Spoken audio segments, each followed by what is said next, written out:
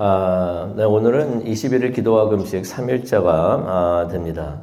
그래서 요한복음 3장, 3장에서 특별히 22절부터 36절까지의 말씀을 우리가 한번 보도록 하겠는데요.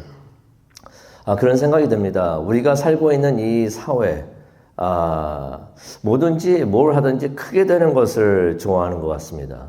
크게 되는 것이 복이다라고서 생각을 하는 것 같습니다. 그래서 이런 말이 있죠. 저도 이 말을 좋아하고 무슨 일을 하든지 이렇게 좀 하려고 하는데 그게 뭐냐면은 작게 시작하고 크게 끝내라. Start small and big. 뭐든지 작게 시작하고 크게 끝내라 하는 말이 있습니다. 시작할 때는 작지만은 끝날 때는 흥해가지고 커지라는 말입니다. 이 말을 생각하면은 성경 말씀에서 비슷한 말이 있는 것 같아요. 많이들 욥기 8장 7절을 생각을 합니다. 내 시작은 미약하였으나 내 나중은 창대하리라. 이게 가만히 생각해보면 의미는 참 좋은데 알고 계시죠? 이게 욥의 친구가 욥에게 와가지고 충고한 건데 이게 잘못된 충고예요. 이게 잘못된 충고였던 걸 우리가 기억을 합니다. 무슨 말이었냐면은 욥과 자녀들이 죄 때문에 지금 벌을 받고 있는데 지금이라도 회개하고 하나님을 의지하면은 복을 받을 수 있다라는 뜻으로 그런 말을 했던 것입니다. 근데 이게 욥이 죄 때문에 재앙을 만난 게 아니었잖아요. 그러니 이 친구의 그 잘못, 그 힘든 일을 당하고 있던 욥에게 그냥 속을 박박 긁는 잘못된 충고를 하면서 그렇게 했던 그 내용의 충고가 바로 이거였던 것입니다. 그래도 의미는 그런 것 같아요. 작게 시작해도 크게 마쳐라. 이게 사람들이 바라고 원하는 것 같습니다. 큰 사업을 하고 큰 교회를 하고 무슨 일을 하든지 크게 번성해서 크게 마치는 것. 근데 만약 누가 우리에게 와가지고 당신은 좀 더 작아지고 작게 끝내라 라고 말을 하면은 어떻게 들릴까요?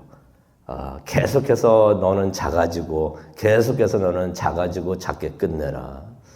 어떻게 보면 이게 저주하는 말 같이 들리지 않을까 그렇게 생각을 듭니다. 근데 오늘 이 아침 요한복음 3장을 보면서 오늘 우리가 그것에 대해서 한번 생각을 해봤으면 좋겠습니다. 작아지는 것. 작아지는 것에 대해서 한번 생각을 해보려고 합니다. 세례 요한의 이야기가 나오는데요. 요한복음 3장 22절과 그 이유를 보게 되면 세례 요한의 이야기가 나옵니다. 세례 요한은 아시다시피 광야에서 사역을 했던 사람입니다.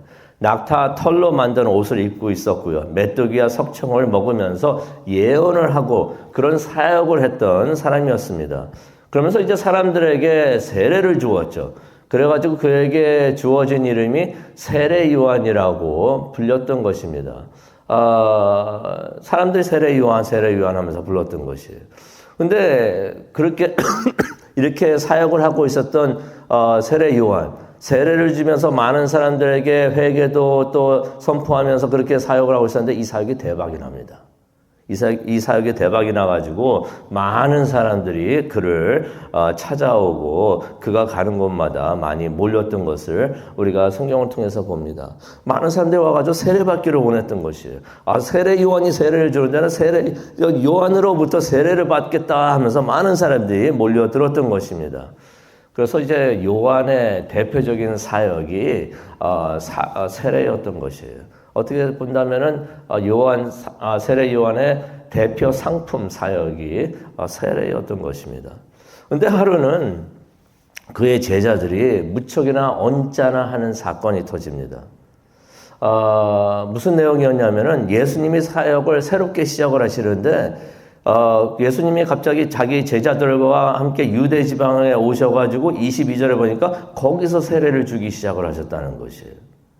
그러다 보니까 25절 보니까 이 세례 요한의 제자들이 언짢아하고 있었던 그날 무슨 일이 있었냐면 세례 요한의 제자들이 한 유대인과 말다툼을 하는 일이 있었던 것입니다. 그러더니 이제 그 세례 요한의 제자들이 요한을 찾아옵니다. 요한을 찾아와가지고 볼멘 소리를 막 따집니다. 그게 26절에 나오죠. 라삐요. 이전에 선생님이 증언하던 그분이 지금 여기서 세례를 주고 있는데 사람들이 다 그 사람에게 갑니다. 라는 말을 합니다. 그 사람이 누구였나요? 세례 요한이 증언하던 그 사람이 누구였나요? 바로 예수 그리스도시죠. 요한복음 1장 29절에도 보면은 이전에 요한이 예수님을 보면서 뭐라고 말합니까? 세상 죄를 지고 가는 하나님의 어린 양이다라고서 그렇게 증언을 했던 것을 우리가 기억을 합니다.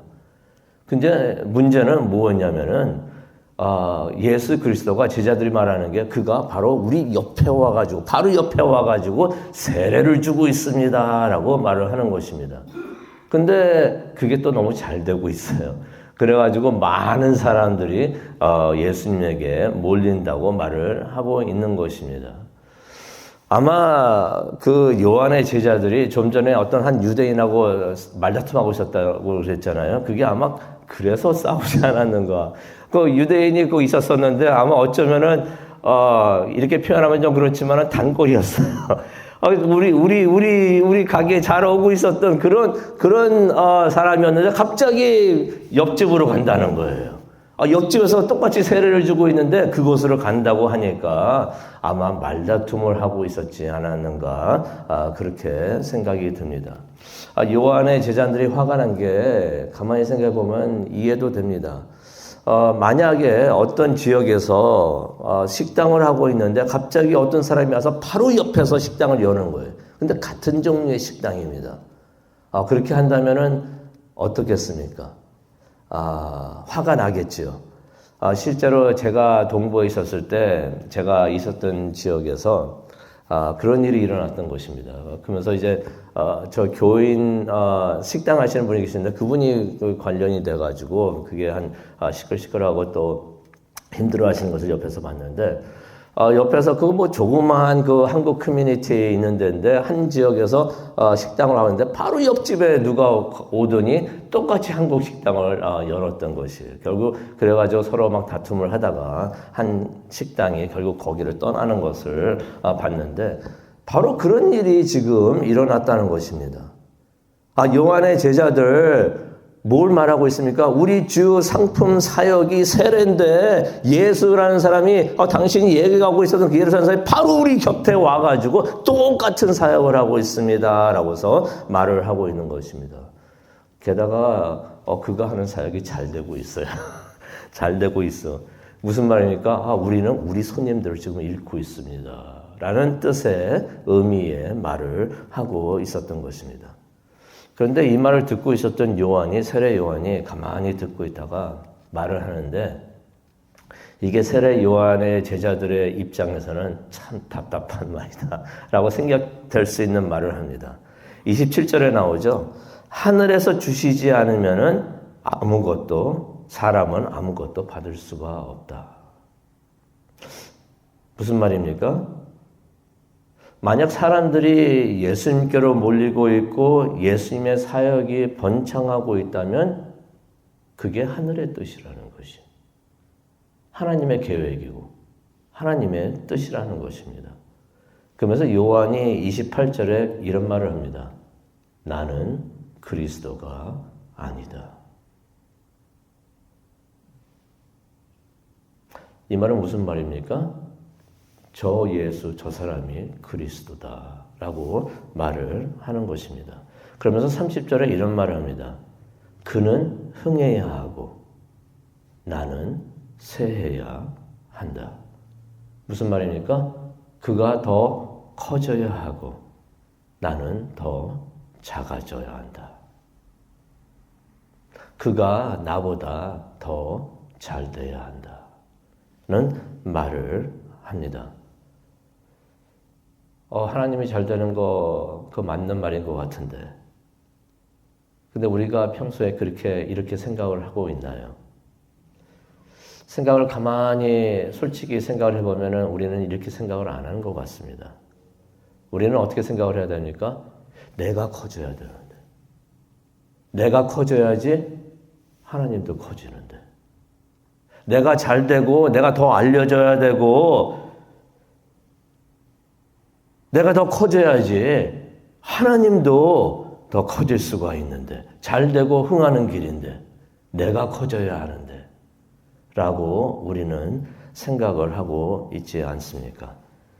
내가 흥하고 잘 돼야 하나님도 흥하고 잘 된다는 것이에요. 그래서 우리가 모든 것을 할 때 크게 하는 것을 우리는 솔직히 원하고 있지는 않은가. 내가 더 많이 알려지고 내가 잘 되는 것, 그것을 우리는 원하고 있지 않는가 생각을 해봅니다. 그런데 성경은 우리에게 그것을 가르쳐주고 있지 않죠. 예수님은 흥하고 근데 나는 쇠해야 한다. 내가 작아져야 한다는 것입니다. 예수님께서 3장 14절 보면은 이런 말씀하십니다. 모세가 광야에서 뱀을 든 것 같이 인자도 들려야 한다라는 말씀을 하십니다. 솔직히 이거 배경이 민수기 21장 6절에서 9절에 있는 말씀입니다. 아시다시피 이스라엘이 광야에서 방황을 하고 있을 때 하나님이 그들 사이에 그들 가운데 독사를 보내십니다. 그래가지고 사람들이 독사에 물려가지고 많이 죽게 되었는데 이유는 무엇이었습니까? 백성들이 하나님 앞에 하나님께 죄를 지었기 때문이에요. 근데 하나님께서 그들이 다 죽지 않고 살 수 있는 방안을 주십니다. 그래가지고 모세에게 놋뱀을 장대 위에 달아가지고 높이 들게 하십니다. 그러면서 무슨 약속을 하셨습니까? 누구든지 그 뱀을 보면은 그 들려진 뱀을 보면 살게 될 것이다 라고서 약속을 했던 것이에요. 실제로 많은 사람들이 그 말을 하나님의 말씀을 믿고서 실제로 장대 위에 들려진 뱀을 본 사람들은 다 살았다라는 말씀이 성경에 기록이 되어 있습니다. 근데 예수님께서 14절에 모세의 광야에서 뱀을 든 것 같이 인자도 들려야 된다라고 말씀하시는 것은 바로 자신이 모세의 놋뱀이라고 말씀을 하시는 것입니다. 그러면서 뭐라고 말씀하십니까? 자신이 높이 들려야 한다고 말씀을 14절에 하시는 것입니다. 이 높이 들려야 한다는 것은 어떤 의미가 있습니까?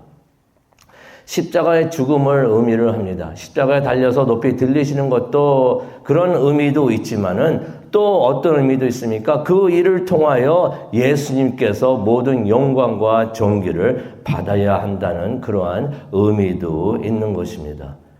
하나님께서 요한복음 3장 16절에 보면 이런 말씀을 하시죠. 세상을 이처럼 사랑하사 그 예수 그리스도를 세상에 주셨고 누구든지 그를 믿으면 멸망하지 않고 영생을 얻게 된다는 그러한 말씀을 주셨습니다. 또 예수님의 부활을 통하여 예수님을 높이 드신 것을 우리가 빌립보 2장을 통해서도 그 해설의 말씀을 우리가 보고 있는데 오늘 말씀을 마치면서 기도하는 시간을 갖기를 원하는데요. 세상 사람들이 이 세상이 죄에 물려서 많은 사람들이 지금 죽어가고 있습니다. 그런데 이 세상이 살 수 있는 길이 있습니다. 죽어가는 사람들이 살 수 있는 방법이 있는 것이에요. 십자가에 높이 들린 예수님을 보고서 믿으면은 죽지 않고 영원히 살게 된다는 것입니다. 그런 예수님을 하나님께서 높이시는데 우리도 하나님 앞에 나와서 예수님 앞에 나와서 우리의 면류관을 내려놓고 예수님을 높이기를 바랍니다. 예수님께 모든 영광을 돌리고 예수님이 흥하고 나는 좀 더 낮아지고 작아지면서 같이 커지려는 것이 아니라 나는 작아지고 낮아지고 예수님을 위해서라면 예수님이 흥하는 그런 일이 있도록 우리가 그런 삶을 살았으면 참 좋겠습니다. 예수님을 높이고 예수님께 모든 영광을 그래서 우리가 가지고 있는 면류관까지도 내려놓을 수 있는 우리의 삶을 통해서 예수님은 높여지고 우리는 낮아지고 예수님이 흥하고 우리는 쇠하는 그러한 겸손을 우리가 갖기를 원합니다. 그런 삶을 살았으면 좋겠습니다. 우리가 항상 이 말, 요한이 했던 그 말, 그는 흥해야 하고 나는 쇠해야 한다. 이 말을 우리가 마음에 간직하고 그대로 살아가는 우리 모두가 되었으면 참 좋겠습니다. 하나님, 감사합니다. 오늘 요한복음 3장을 통하여 다시 한번 우리 삶을 돌아보게 해주시니 정말로 감사합니다.